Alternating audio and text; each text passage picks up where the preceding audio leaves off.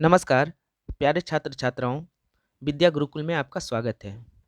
जैसा कि हमने एक हिंदी का सीरीज स्टार्ट किया है, हिंदी का ही नहीं, बहुत सारे सब्जेक्ट का जो सारे सब्जेक्ट का लगभग का करा ही दिए हैं 4-5 सेट कर के 4 ही सेट कराए हैं, सोशल साइंस का भी, साइंस का भी, संस्कृत का भी 1 सेट कराए हैं। आज हम लोग हिंदी का दूसरा सेट लेके आए हैं, इसमें भी 4 वीडियो बनेगा।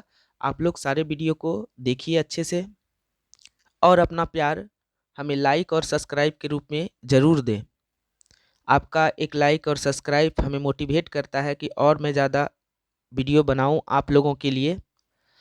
आज हम आप लोगों से एक विशेष बात करना चाहते हैं। देखिए, जो भी क्वेश्चन ये आ रहा है, आप मैं प्रोवाइड करा रहा हूँ, ये आप लोगों के लिए एग्ज़ाम के पॉइंट ऑफ व्यू से बहुत ज़्यादा इम्पोर्टेंट है। बहुत ज़्यादा बच्चे पढ़ भी लेते हैं, अच्छा कर भी लेते हैं, सारे क्वेश्चन जान भी जाते हैं, लेकिन परीक्षा हॉल में वो एक गलती करते हैं। इसीलिए मैं कुछ इंस्ट्रक्शन आप लोगों को थोड़ा-सा समझाना चाहूँगा। देखिए, ये क्वेश्चन 2000 ये बोर्ड एग्ज़ामिनेशन का ही क्वेश्चन है। देखिए, इसमें से जो टाइमिंग दिया है गया 3 घंटा 15 मिनट दिया गया है। टोटल 106 क्वेश्चन है।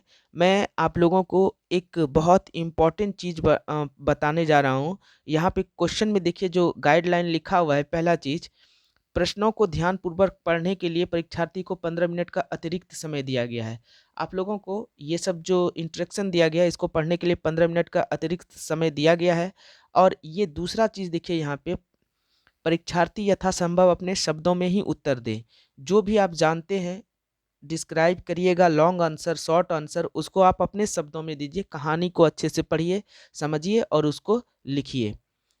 और देखिए, नेक्स्ट नेक्स्ट जो है सबसे महत्वपूर्ण चीज़, मैं थोड़ा-सा उसको डिस्क्राइब कर देता हूँ, क्योंकि हो सकता है ये थोड़ा-सा वीडियो लंबा हो जाए, लेकिन आप लोगों के लिए ये बहुत ही अति आवश्यक है, क्योंकि बहुत सारे बच्चे परीक्षा हॉल में ये गलतियाँ करते हैं। देखिए, जैसे लिखा है, खंड अ में 100 वस्तुनिष्ठ प्रश्न हैं, जिनमें से किन्हीं 50 प्रश्नों का उत्तर देना अनिवार्य है। आप लोगों को केवल 50 प्रश्नों का ही उत्तर देना है। देखिए, यहाँ पे एक बात लिखा हुआ है, 50 से अधिक प्रश्नों के उत्तर देने पर प्रथम 50 उत्तरों का ही मूल्यांकन किया जाएगा।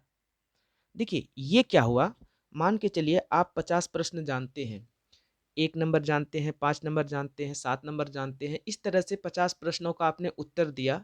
जैसे 47वां नंबर दिए, 91 नंबर दिए, 95 नंबर दिए, आपका 50 क्वेश्चन हो गया।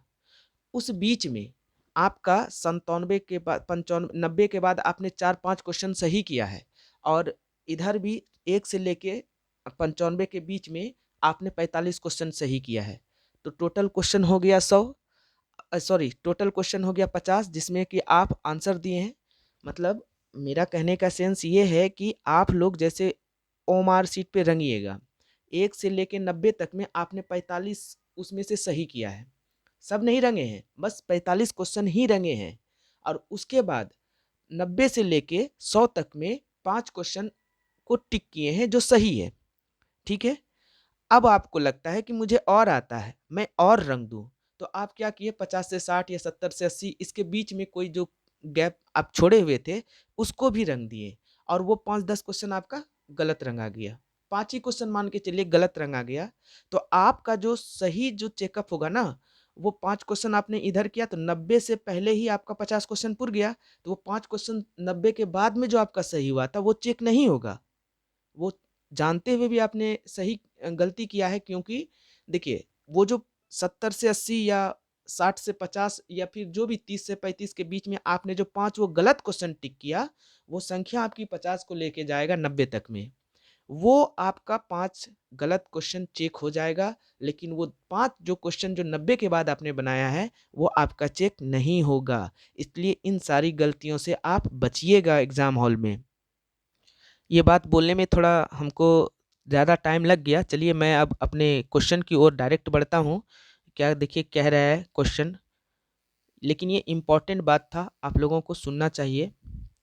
यहाँ पे देखिए फिर से वही आ गया, 1 से 100 के प्रत्येक वस्तुनिष्ठ प्रश्नों के 4 विकल्प दिए हैं, जिनमें से एक सही है। 100 प्रश्नों में से किन्हीं 50 प्रश्नों के उत्तर अपने द्वारा चुने गए सही विकल्प को ओएमआर पत्रक पर चिह्नित करें। तो चलिए हम लोग जल्दी-जल्दी करते हैं अब, क्योंकि थोड़ा ज़्यादा ही टाइम लग गया हमको बोलने में। नेक्स्ट देखिए पहला नंबर जो क्वेश्चन है वो कह क्या रहा है, बाबा साहब अंबेडकर संपूर्ण वाङ्मय भारत सरकार के कल्याण मंत्रालय द्वारा कितने खंडों में प्रकाशित हुआ है। ऑप्शन ए है 18, ऑप्शन बी है 19, ऑप्शन सी है 20, ऑप्शन डी है 21। तो देखिए जब इनके लेखक के परिचय के बारे में बाबा भीमराव अंबेडकर, जो आप लोगों का पहला ही चैप्टर लिखा है श्रम विभाजन और जाति प्रथा, उनके परिचय के बारे में और उनकी रचनाओं के बारे में पढ़िएगा तो वहाँ साफ साफ लिखा है कि हिंदी में इनका संपूर्ण वाङ्मय भारत के कल्याण मंत्रालय द्वारा बाबा भीमराव अंबेडकर साहब संपूर्ण वाङ्मय 21 खंडों में प्रकाशित किया जा चुका है। तो इसलिए इसका ऑप्शन नंबर क्या हो जाएगा, डी सही हो जाएगा। ये पहला ही चैप्टर श्रम विभाजन और जाति प्रथा से लिया गया है। चलिए नेक्स्ट दूसरा क्वेश्चन देखिए क्या कह रहा है। दूसरा क्वेश्चन कह रहा है, बुद्ध, महावीर और ज्योतिबा फूले किसके चिंतक व रचनात्मकता के प्रेरक व्यक्ति हैं। यानी कि कह रहा है कि बुद्ध, कबीर और ज्योतिबा फूले किसके चिंतन व रचनात्मकता के प्रेरक व्यक्ति रहे हैं।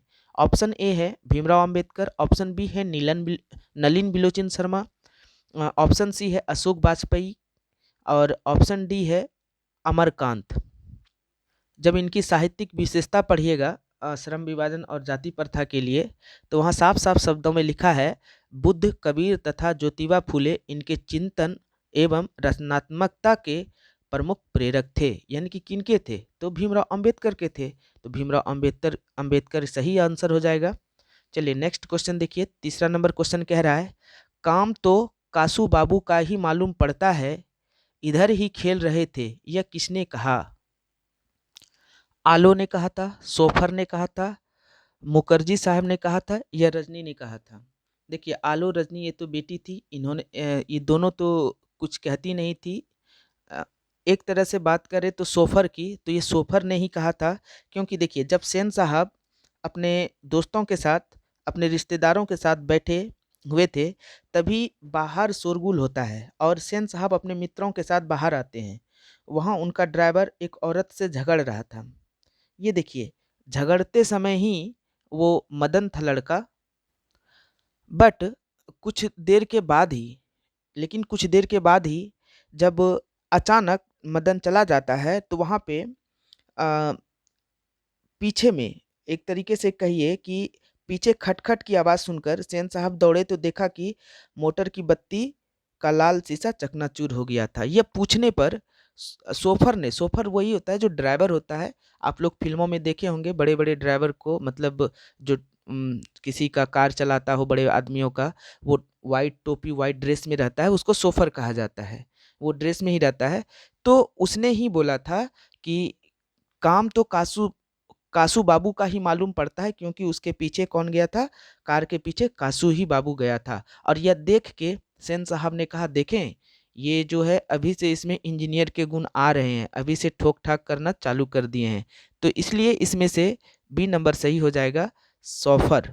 चलिए नेक्स्ट क्वेश्चन की ओर बढ़ते हैं। नेक्स्ट क्वेश्चन कह रहा है, किसने लपक कर मदन को हाथों से उठा लिया। ये भी 20 के दांत से लिया गया है, जो कि नलिन बिलोचन शर्मा जी हैं। तो ऑप्शन है सेन साहब ने, सेन साहब की पत्नी ने, गिरधर ने या गिरधर की पत्नी ने। तो इसका ऑप्शन नंबर सी हो जाएगा, गिरधर ने, क्योंकि गिरधर जो थे वो मदन के पिताजी थे। अब देखिए मदन होता क्या है इस कहानी में, मदन जो है वो घर से बाहर भाग गया था क्योंकि उन्होंने केसू को 2 पटके मार दिया था गली में और उसके दांत तोड़ दिए थे। इसलिए जो है मदन को उस सेन साहब ने नौकरी से निकाल दिया था। और अचानक जब मदन घर में आता है तो वहाँ पे उसको पता चल जाता है मदन को कि ये अब आ चुका है। और उसके चेहरे पर जो नाराज़गी का बादल था, क्यों किसके चेहरे पे, मतलब गिरधर के चेहरे पे नाराज़गी का जो बादल था वो हट गया था। उसने मदन को अपनी गोद में उठाकर बेपरवाही और उल्लास और गर्व के साथ बोल उठा, शाबाश बेटे, मतलब एक तेरा ही बाप है जो तूने किया वो खोखा के 2 दांत तोड़ डाले, वो हम नहीं कर पाए। मतलब एक तरीके से ये इसलिए है क्योंकि जब सेन साहब जो है गिरधर को निकाल देता है नौकरी से, तब उसके अंदर जो है गिरधर के अंदर एक जिज्ञासा जग जाता है कि अब तो कोई परवाह नहीं है, तो ऐसे ही कुछ है, जब कहानी पढ़िएगा तो उसमें से बहुत कुछ सुनने को मिलेगा। देखिए इस तरह से एक्सप्लेन करने में थोड़ा ज़्यादा समय लग रहा है, लेकिन आप लोग थोड़ा कहानी पढ़िएगा तो वो चीज़ें आपके मन में याद आएगा और ये चीज़ बैठते जाएगा आपके मन में। चलिए नेक्स्ट क्वेश्चन की ओर बढ़ते हैं। मदन पड़ोसियों के आवारा गिर्द छोकरों के साथ क्या कर रहा था? कबड्डी खेल रहा था, गुल्ली डंडा खेल रहा था। तो देखिए इसमें आप जब 20 के दांत को पढ़िएगा, ये बहुत ही अच्छी कहानी है, तो वहाँ आप लोगों को लिखा होगा कि मदन जो है आवारा गिर्द छोकरों के साथ लट्टू नचा रहा था। क्या कर रहा था? लट्टू नचा रहा था, लट्टू नचा रहा था। तो यहाँ पे ऑप्शन तो है नहीं, देखिए बी नंबर सी नंबर के बाद जो भी ऑप्शन हो जाए तो वहाँ ये ऑप्शन नंबर लट्टू नचा रहा था ये सही हो जाएगा। चलिए नेक्स्ट क्वेश्चन की ओर हम लोग बढ़ते हैं। ऑप्शन में देखिए यहाँ पे दिया है छुपाई छुपाई का खेल और लट्टू नचा रहा था, तो ऑप्शन नंबर बी इसका सही हो जाएगा। नेक्स्ट क्वेश्चन देखिए क्या कह रहा है, मैक्स मूलर का जन्म कब हुआ था? तो देखिए ये मैक्स मूलर साहब जो है, भारत से हम क्या सीखे, ये उन्होंने ही लिखा है, और इनका जो जन्म हुआ था वो 6 दिसंबर 1823 ईस्वी को हुआ था। तो ऑप्शन नंबर यहाँ पे ए ही सही हो जाएगा, 6 दिसंबर 1823। इनका जन्म कहाँ हुआ था? तो जर्मनी के डेसाउ नामक नगर में हुआ था, और अगर इनका पूरा नाम पूछे तो फ्रेडरिक मैक्स मूलर था। तो चलिए नेक्स्ट क्वेश्चन की ओर बढ़ते हैं हम लोग। हितोपदेश का जर्मन भाषा में अनुवाद किसने प्रकाशित करवाया था? तो यहाँ पे देखिए मैक्स मूलर साहब ने करवाया था, तो मैक्स मूलर साहब इसका सही आंसर हो जाएगा। नेक्स्ट क्वेश्चन की ओर बढ़ते हैं। मैक्स मूलर के अनुसार उनके यहाँ प्रचलित कहावतों और दंत कथाओं का प्रमुख स्रोत किसे माना गया है? तो ये बौद्ध धर्म को माना गया है, बौद्ध धर्म इसका सही है। देखिए ये जो भी लिया गया है, भारत से हम क्या सीखें, मैक्स मूलर साहब एक विदेशी नागरिक थे, वो भारत आए थे, यहाँ की गरिमा को देखा, यहाँ के वातावरण को देखा, यहाँ के देशों यहाँ के गांवों को देखा, यहाँ के रीति रिवाजों को देखा, हर एक चीज़ को देखा, और उन्होंने वही चीज़ अपने वहाँ जाके इस किताब में वर्णन किया है। ये सारी बातें जब इनका रचनाओं के बारे में पढ़िएगा तो वहाँ हितोपदेश जो है, मैक्स मूलर ने हितोपदेश, कठ और केन आदि जैसे उपनिषदों को जर्मन भाषा में अनुवाद किया था। जैसे कालिदास का मेघदूतम को भी जर्मन भाषा में पदानुवाद किया है इन्होंने। तो तब वहाँ पे आप लोगों को ये चीज़ देखने को मिलेगा, इसलिए ऑप्शन नंबर डी इसका सही हो जाएगा। चलिए नेक्स्ट क्वेश्चन की ओर बढ़ते हैं। दैवत दैवत विज्ञान का अर्थ क्या है? तो ऑप्शन ए है देव विज्ञान, प्राचीन विज्ञान, नीति और विधि शास्त्र। तो इसमें देखिए दैवत विज्ञान का हो जाएगा देव विज्ञान, ऑप्शन नंबर ए सही है। चारुचंद्र लेख किसकी रचना है? इसके पहले भी मैंने सेट 1 में कराया है ये सब चीज़ें। ये इम्पोर्टेंट क्वेश्चन है, क्योंकि देखिए चारुचंद्र लेख जो है ये हजारी प्रसाद द्विवेदी जी की रचना है। नाखून क्यों बढ़ाते हैं, जब आप पढ़िएगा तो उनकी रचनाओं में आप लोगों को चारुचंद्र लेख देखने को मिल जाएगा। इनकी और एक बहुत सारी कथाएं, बहुत सारी रचनाएं, अशोक के फूल है, अनाम दास का पोथा है, और भी कबीर है, बाणभट्ट की आत्मकथा है। तो ये आप लोगों को पढ़ना पड़ेगा हिंदी साहित्य में, हिंदी में उनकी रचनाएं, जो भी लेखक है उनकी रचनाओं को पढ़िए, उसमें से आप लोगों को पता चलते रहेगा। तो चारुचंद्र लेख किनकी रचना है? तो हजारी प्रसाद द्विवेदी जी की। चलिए नेक्स्ट क्वेश्चन की ओर बढ़ते हैं। गोंड देश के लोग कैसा नाखून रखना पसंद करते थे? तो देखिए ये नाखून क्यों बढ़ाते हैं, हजारी प्रसाद द्विवेदी जी के ही इससे लिया गया है। तो वहाँ पे ऑप्शन नंबर सी हो जाएगा, बड़े बड़े, वो गोंड देश के लोग जो हैं ये बड़े बड़े नाखून रखना पसंद करते थे। तो चलिए नेक्स्ट क्वेश्चन की ओर हम अपने अगले स्लाइड पे लेके आते हैं।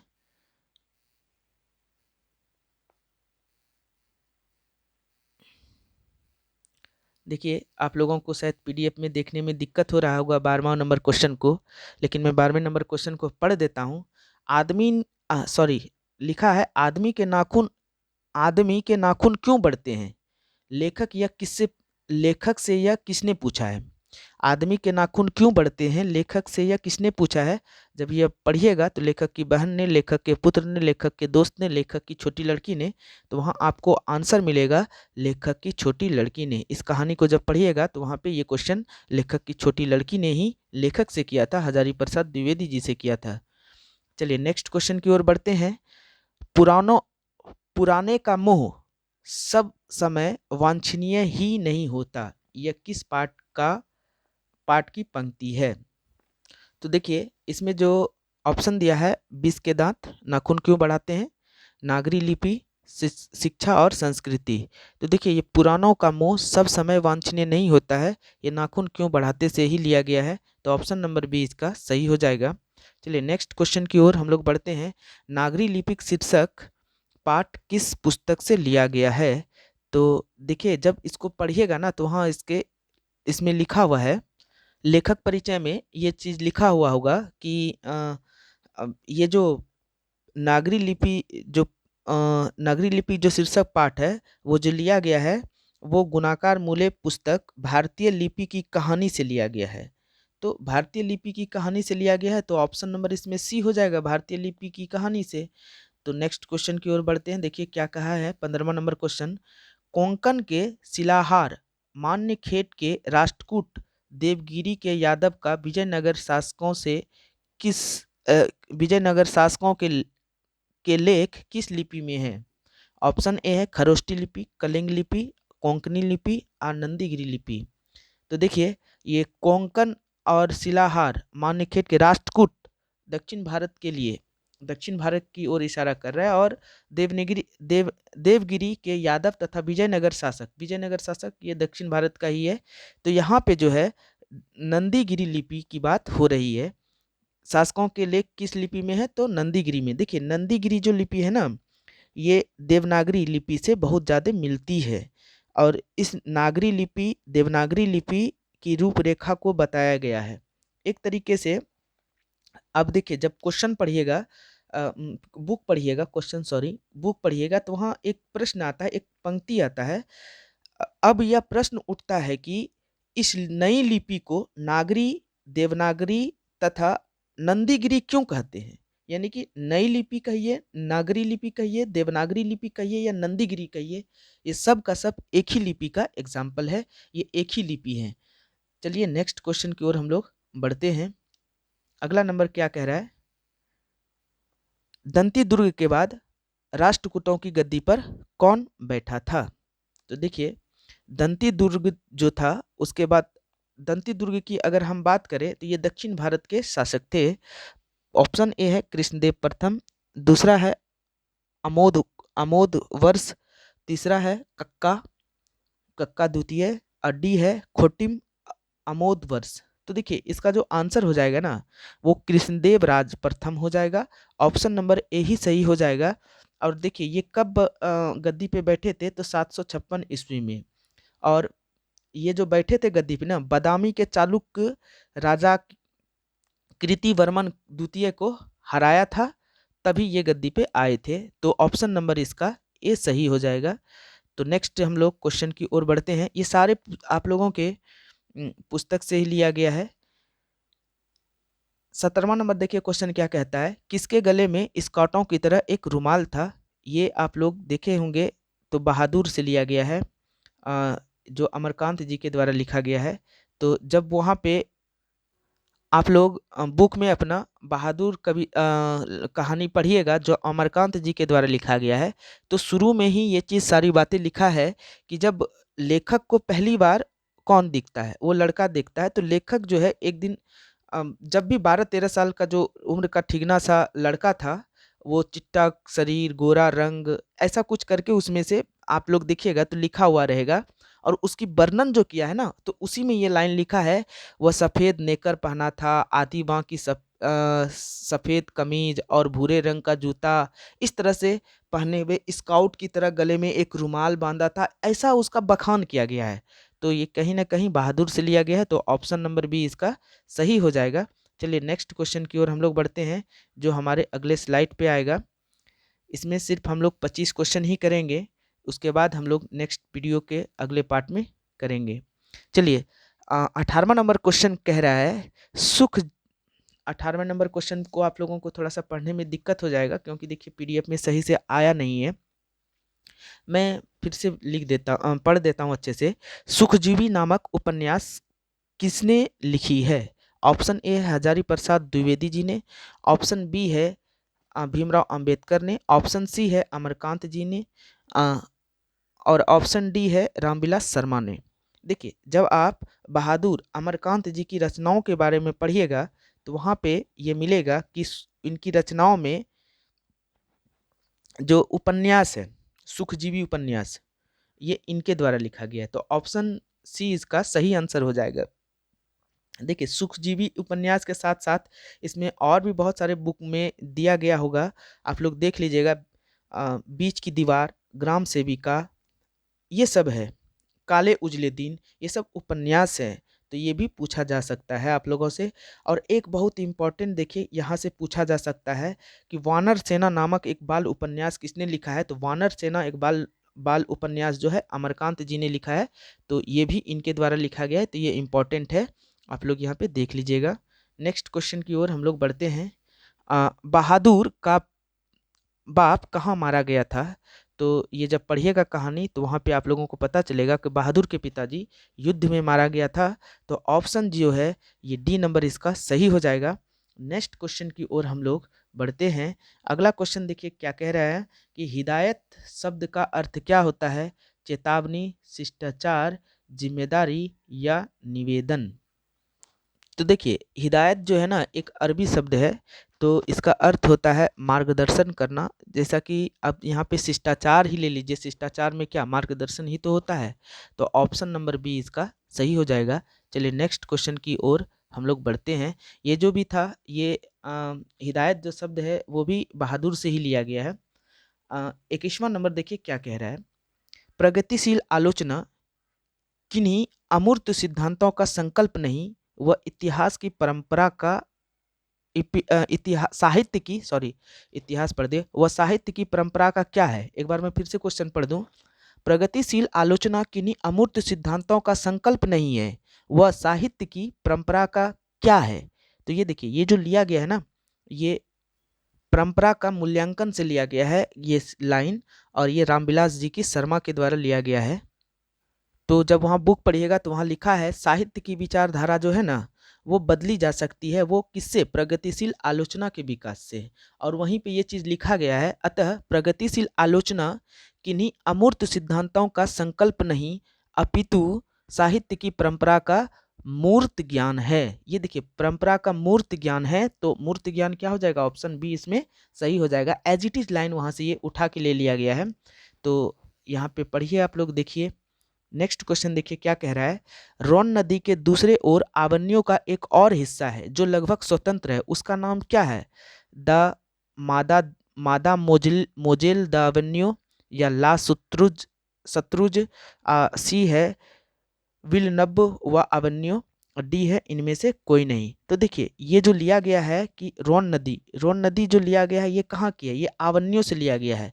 आवन्यों आप लोगों में एक कहानी है, जो कि आप कहानी तो नहीं कह सकते हैं, एक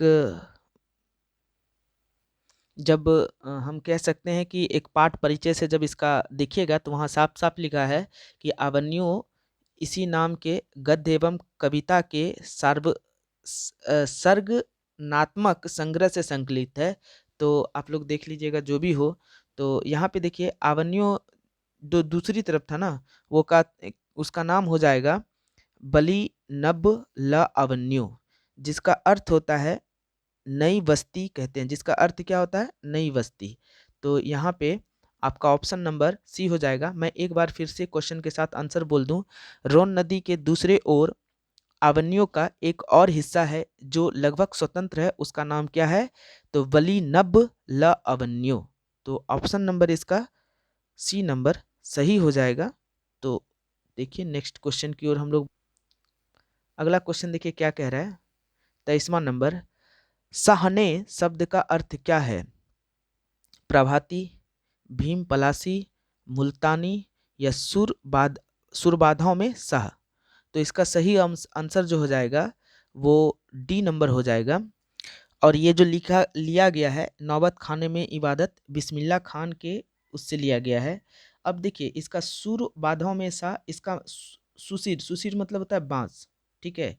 एक यहाँ पे इसकी अगर बात करें तो फूंक कर बजाई जाने वाली एक यंत्र है, जो बांसुरी जो भी हो, शहनाई ही हो, तो यहाँ पे आंसर नंबर इसका डी हो जाएगा सही। चलिए नेक्स्ट क्वेश्चन की ओर बढ़ते हैं हम लोग। लेखक श्रीनिवास किस साहित्य के प्रतिष्ठित रचनाकारों में से एक हैं? तो ये देखिए आपके वर्णिका से लिया गया है, सेकेंड हिंदी जो है जिसमें 6 ही कहानी है, तो उससे लिया गया है। तो ऑप्शन ए है कन्नड़, ऑप्शन बी है भोजपुरी, ऑप्शन सी है उड़िया, ऑप्शन डी है गुजराती। कन्नड़ तो इसका सही आंसर हो जाएगा, मतलब लेखक श्रीनिवास की साहित्य के प्रतिष्ठित रचनाकारों में से कन्नड़ था। ये देखिए हम लोग जो लास्ट क्वेश्चन करने जा रहे हैं 25 नंबर क्वेश्चन के बाद यहीं तक लास्ट होगा। साहित्य अकादमी ने लेखक श्रीनिवास के कहानी संकलन सरगना केथलू को किस वर्ष पुरस्कृत किया था? ये भी हम अगले पार्ट में बताए थे। तो इसका जो सही आंसर हो जाएगा वो 1968 हो जाएगा। बी नंबर इसका सही हो जाएगा। लेखक श्रीनिवास ने जो लिखा है दही वाली मगम्मा एक कन्नड़ कहानी है, तो इसको ध्यान में रखिएगा। अगर आप लोगों को वीडियो अच्छा लग रहा है तो कम से कम आप लोग एक लाइक और सब्सक्राइब ज़रूर कर दें।